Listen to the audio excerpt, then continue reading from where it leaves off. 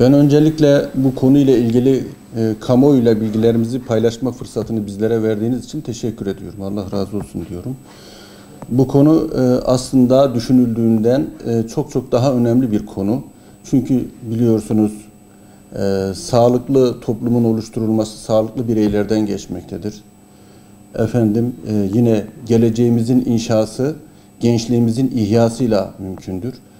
Bunun ise mümkün olabilmesi için, bunun sağlanabilmesi için de Efendimizin hayat tarzının gençliğimize onların kabul edeceği bir şekilde cazip bir üslupla verilmesi gerektirmektedir. Yani aslında biraz önce siz de söylediniz, %99 Müslüman olan bir ülkede o ülkenin insanların, toplumunun değerlerini canlı tutmaksızın, güncel hale getirmeksizin o toplumu ayakta tutmak, dinamiklerini canlı kılmak mümkün değildir.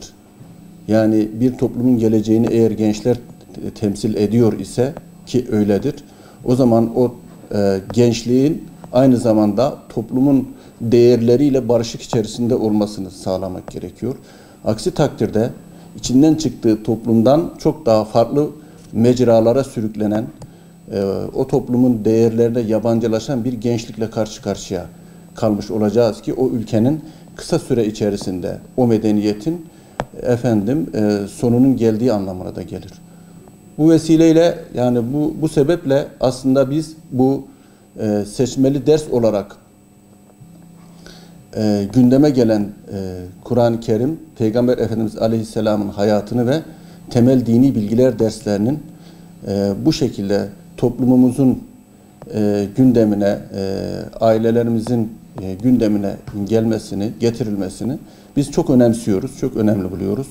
Aslında tabii iktidara bu hususta da müteşekkir olduğumuzu söylemek istiyorum ben, Milli Eğitim Bakanlığımıza. Ancak tabii gönül isterdi ki yine %99'u Müslüman olan bir ülkede o toplumun manevi dinamiklerini oluşturacak olan bu derslerin zorunlu olması idi. Yani gönül bunu istiyordu. Ancak içerisinde bulunduğumuz şartlarda biz bunu da önemsiyoruz. En azından seçmeli olmasını da yine önemsiyoruz. Şimdi tabii burada ailelerimize çok büyük sorumluluklar düşüyor. Çünkü çocuklarımız belki bunun önemini anlayamayabilirler. Biliyorsunuz kimlik ve kişilik gelişimi orta ve ilkokul ve orta öğrenim sürecinde oluşmaktadır.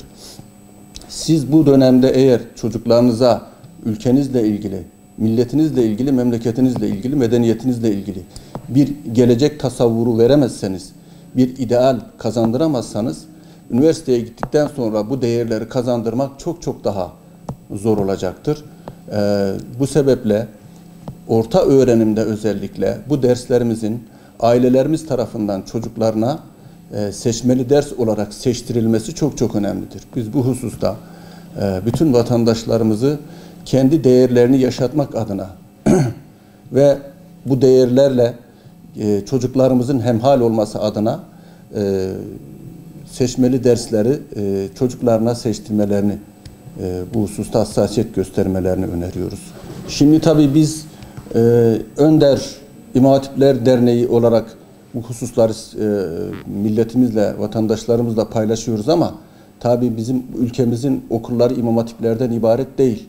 Yani en az biz 8-10 katı İmam Hatip okullarının 8-10 katı kadar diğer liselerimizde de çocuklarımız okumaktadır. Ve biz tabii o okullarımızdaki çocuklarımızın, talebelerimizin, öğrencilerimizin de bu seçmeli dersleri hayati bir mesele olarak, özellikle ailelerinin hayati bir mesele olarak görmelerini bekliyoruz. Niçin derseniz, eğer biz bir medeniyet tasavvuru ortaya koyacaksak, bir proje ortaya koyacaksak, bir toplumsal proje ortaya koyacaksak, bir 1000 yıllık medeniyetin tabii uzantısı olduğunu iddia ettiğimiz bir medeniyet projesini ortaya koyacaksak, biz bunun iddiasında isek, o halde biz bu kurmuş olduğumuz bu medeniyetin ana temel dinamikleri olan Efendimiz Aleyhisselatü Vesselam'ın hayatı ve bizim hayat kılavuzumuz olarak gördüğümüz Kur'an-ı Kerim'in misyonunu, Kur'an-ı Kerim'in insanlığa vaat ettiği bir takım değerleri, birçok değerleri kendi çocuklarımıza da kazandırmak durumundayız. Aksi takdirde medeniyet projesi iddiamız boş laftan ibaret olmuş olur. Afaki bir iddiadan ibaret olmuş olur. Bu sebeple Kur'an-ı Kerim'in okunmasının ve anlaşılmasının, Efendimizin hayatının düstur haline getirilmesinin, rol model olarak alınmasının, bu medeniyet projesinin gerçekleştirilmesi hususunda, noktasında çok çok önemli olduğunu, olmazsa olmaz kriterler olduğunu görüyoruz ve milletimizin bu hususta çok daha itinalı davranması, hassasiyet göstermesi gerektiğini, çünkü bir milletin manevi dinamiklerini seçmeli derslerin inisiyatifine bırakamayız. Yani bu o kadar önemsiz değil. Yani siz ülkenizin, milletinizin geleceğini seçmeli dersleri seçme inisiyatifine bırakırsanız siz aslında kendi geleceğinizi bir anlamda ne yapmış oluyorsunuz? İhtimaller üzerine bina etmiş gibi oluyorsunuz. Bu ise olabilecek en büyük tehlikedir. Biz istiyoruz ki bundan sonraki adımda da özellikle liselerimizde ve ortaokul, lise ve ilkokullarımızda seçmeli ders olarak bizlere verilmiş olan, ifade edilmiş olan, sunulmuş olan Kur'an-ı Kerim, Efendimizin Aleyhisselatü Vesselam'ın hayatı ve temel dini bilgileri mecburi hale getirilmesi, çocuklarımıza bunu artık diğer mecbur dersler gibi, zorunlu dersler gibi zorunlu dersler haline getirilmesinin bundan sonraki aşamada çok daha önemli olacağını düşünüyoruz. Yapılması gerektiği kanaatindeyiz.